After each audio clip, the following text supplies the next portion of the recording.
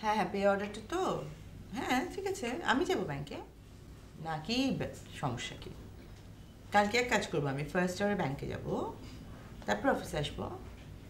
No no, that won't be a problem. না না না না, that won't be a problem. হ্যাঁ, ওকে ওকে, হ্যাঁ বাই। সরি, হ্যাঁ বলেন। আপনি একবার ডিরেক্টরের সাথে দেখা করুন।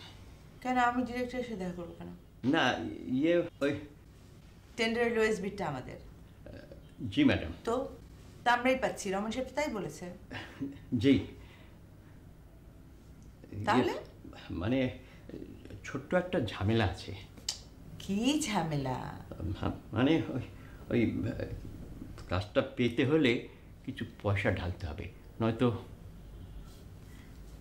শেষ করুন কথাটা, মাঝপথে থেমে গেলেন। না, ওই মিজান বলছিল তাই। মিজান? এই মিজানকে একটু পাঠাও তো আমার কাছে। বসুন, আপনি দাঁড়িয়ে আছেন। Thank you. কফি খাবেন? কফি বলি? না ম্যাডাম, থ্যাংকস। আসসালামু আলাইকুম ম্যাডাম, ডেকেছেন?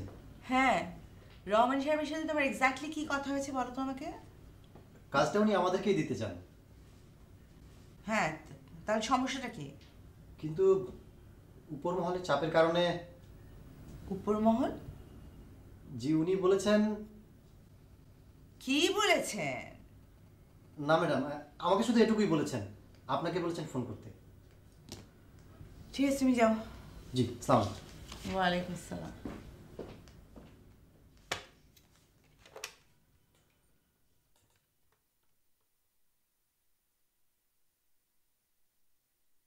আসসালামু আলাইকুম রহমান সাহেব, আমি ফাহমিদা খান বলছিলাম। জি ভালো আছি, আপনি ভালো আছেন? শুনুন, আমি যে জন্য ফোন করলাম, হ্যাঁ জি জি, উপর মহল কথাটা আমি অলরেডি শুনে ফেলেছি। আচ্ছা ঠিক আছে, বুঝলাম যে পলিটিক্যাল কানেকশন, কিন্তু মানে এই কানেকশনের একটা নাম তো আছে নাকি? কে? শঙ্কর ভট্টাচার্য? হ্যাঁ আচ্ছা দেখি, ওকে। শঙ্কর ভট্টাচার্য?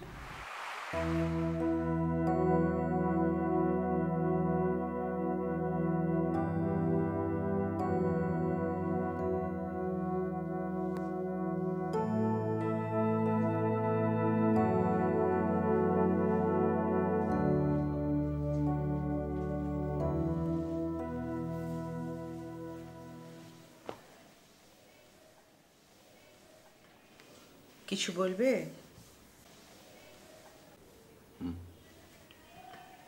বলো।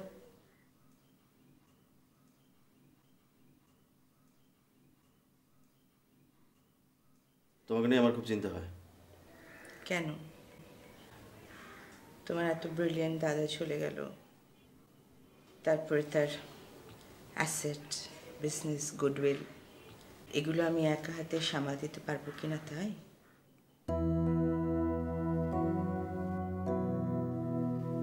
এভাবে তাকিয়ে থাকো কেন? অস্বস্তি হয়। হয়, অসহায়ও লাগে নিজেকে। দেখো, আমি প্রায় নিশ্চিত তোমার আগামী দিনগুলো খুব একটা সুখের না। দাদাকে আমি একই কথা বলতাম। আমার তখন কত বয়স বলো, কত ছোট আমি, কিন্তু আমি ঠিকই বুঝতাম এই পুঁজিবাদী সোসাইটিতে যারা পাওয়ার গেম নিয়ে থাকে তারা আলটিমেটলি একটা জায়গায় গিয়ে আটকে যায়।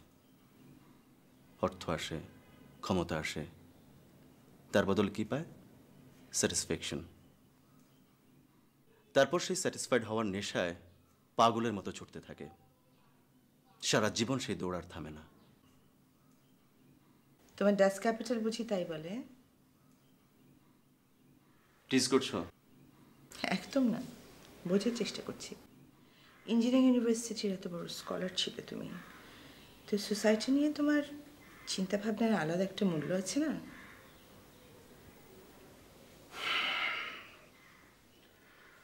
ঠোঁটের কোণা তুমি যতই হাসি লুকিয়ে রাখো, এটুকু আমি বুঝি। আমার কোনো কথা তোমার মনে ধরছে না। আজ না ধরো, একদিন ধরবে। একদিন তুমি বুঝবে দাদা যেটুকু পেরেছে, যতটুকুই পেরেছে, সেটা তোমার কাজ না। আসে।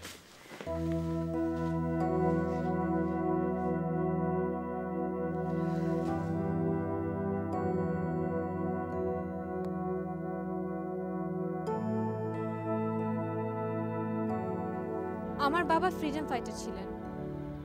যুদ্ধের পরে অনেক কষ্ট করে তিলে তিলে গড়ে তোলেন আমাদের অটোমোবাইল পার্টস কোম্পানি।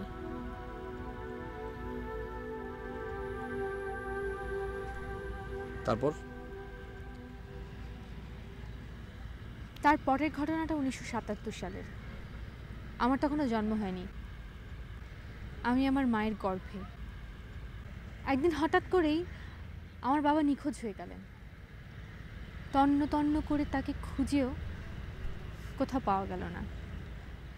ব্যবসায়িক কারণে অবশ্য আমার বাবার অনেক শত্রু তৈরি হয়েছিল। অনেকেই মনে করেন তারাই আমার বাবাকে,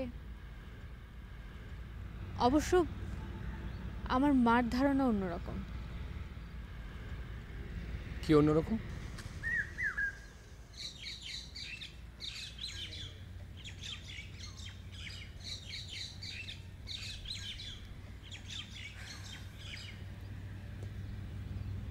একাত্তর সালের শত্রুরা তখন আবার একত্রিত হতে শুরু করেছে।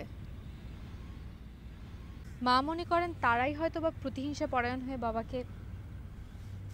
তারা মানে স্পেসিফিক কেউ? না, সেরকম স্পেসিফিক্যালি কাউকে চিহ্নিত করা সম্ভব হয়নি।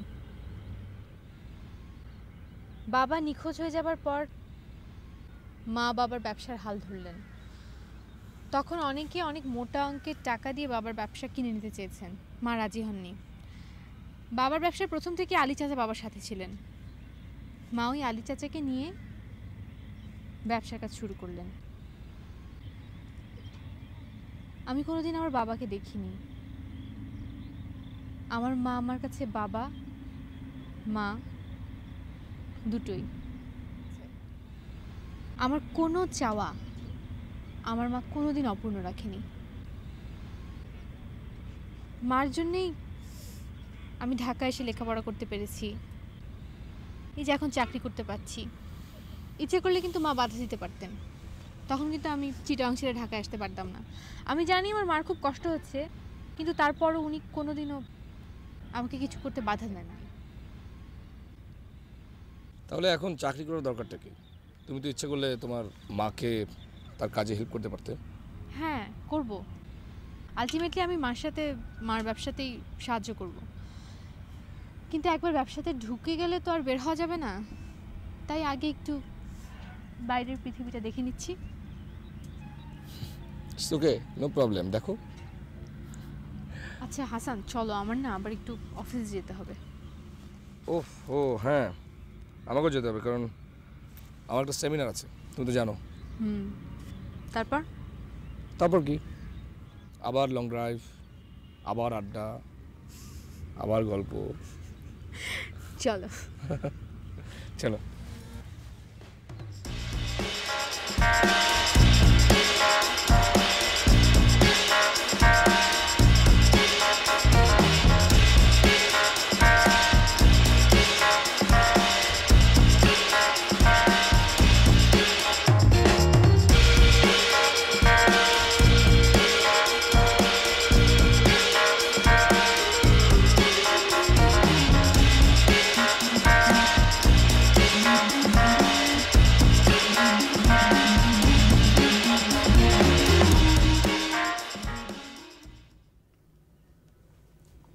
হ্যালো, কেমন আছো তুমি? আমি ভালো আছি সোনা, তুই কেমন আছিস? ভালো। দুপুর থেকে না তোমাকে এত মিস করছিলাম। তাই না? হ্যাঁ, লাঞ্চে হাসান এসেছিল। হাসান? ওই যে তোমাকে বললাম না, হাসানের সাথে তোমার কথা হচ্ছিল। তাই? হ্যাঁ। কি বললি? বললাম আমার মামুনি খুব সুইট, আমার মামুনি দারুণ ভালো, আমার মামুনি অনেক। হয়েছে, এনাফ, আর বলতে হবে না। কেন, তোমার শুনতে ভালো লাগছে না? দারুণ লাগছে শুনতে, বলিস কি? এই রে মামুনি, আমার না এখনই একটা মিটিং আছে, আমি তোমাকে একটু পরে ফোন দিই। ওকে, বাই মামুনি, I really miss you. Love you too baby, by.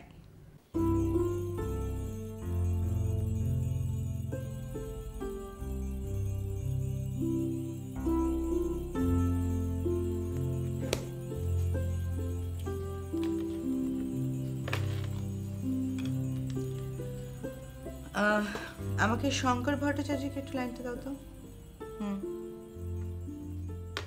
কিন্তু পার্টির ডিসিশন তো আমি বদলাতে পারবো না। কিন্তু দাদা, সামনের কমিটিতে আমরা যদি বিষয়টি আবার নতুন করে তুলে ধরি।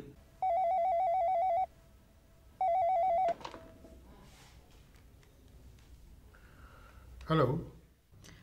আমি ফাহমিদা খান বলছি। ও,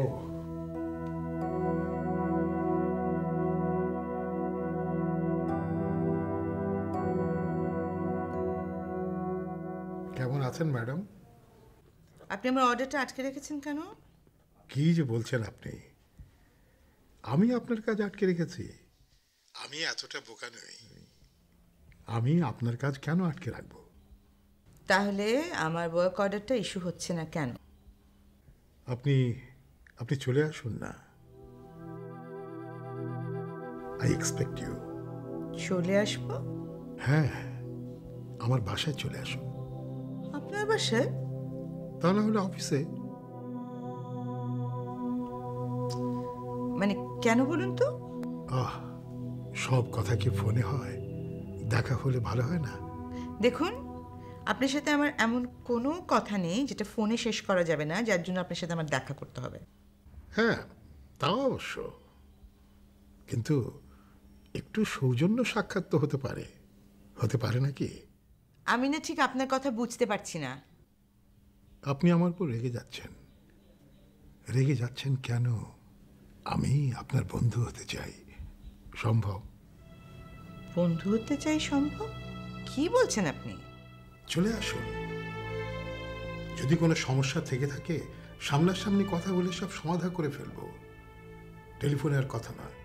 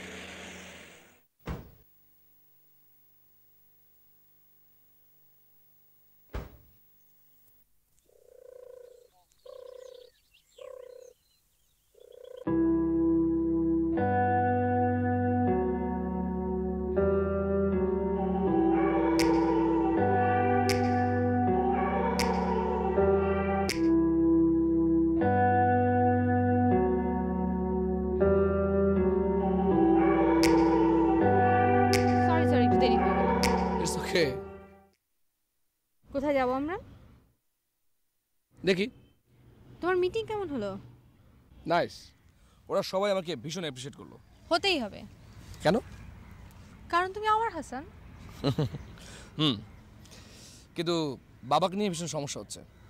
কেন? বাবা চাচ্ছেন আমিও বাবার মতো করে পলিটিক্সে জয়েন করি, কিন্তু আমি সেটা চাই না। বাবাকে বুঝিয়ে বলো।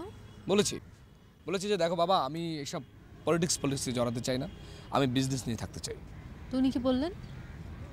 উনি খুব অসন্তুষ্ট হয়েছেন, মন খারাপ করেছেন। ও, আমাকে নিয়ে তোমাদের বাড়িতে কবে যাচ্ছ? দেখি বাবা একটু নর্মাল হোক, তারপর যাব। তোমারও কিন্তু একবার চিটং যাওয়া উচিত মাস্টার দেখা করার জন্য। চলো না, একদিনের জন্য যাই। এই মুহূর্তে? এই মুহূর্তে? একদিনে তোমার কোনো ক্ষতি হবে না হাসান। আরে তুমি ব্যাপারটা বুঝতে পারছো না, আমি অনেক কষ্ট করে মানে এই সময়টাকে ম্যানেজ করছি। থাক, তোর সময় ম্যানেজ করা লাগবে না। আরে বাবা, এত রাগ করছো কেন? আমার আগে কারো কিছু আসে যায়? আচ্ছা আচ্ছা ঠিক আছে, শোনো শোনো শোনো শোনো, যাবো, একদিন যাব। এবার মুখের উপর থেকে কালো পর্দার আড়ালটা সরিয়ে ফেলো প্লিজ।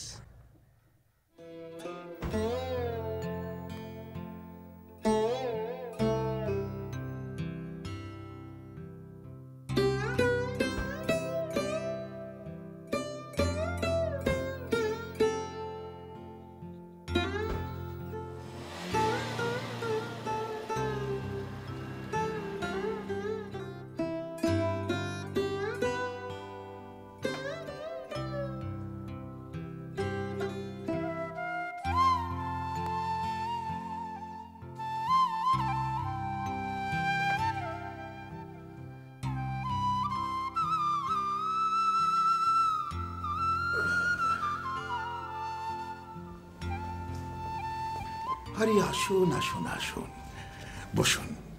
বলুন। এভাবে দাঁড়িয়ে কথা বলবেন? বসুন না প্লিজ।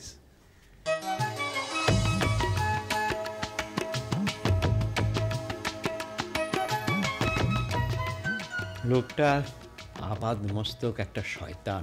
সব কিছুর পরেও লোকটার একটা বিরাট গুণ আছে। গুণ? বলুন, আপনি আমার ওয়ার্ক অর্ডারটা আটকে রেখেছেন কেন? আমাকে ভুল বুঝবেন না, আমি আপনার বন্ধু হতে চাই। বাবা, তুই আমার সাথে এমন কেন করিস?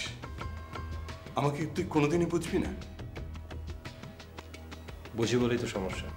লোকটা জানে তাকে ছাড়া আপনি ব্যবসা করতে পারবেন না। ভয় পাচ্ছেন?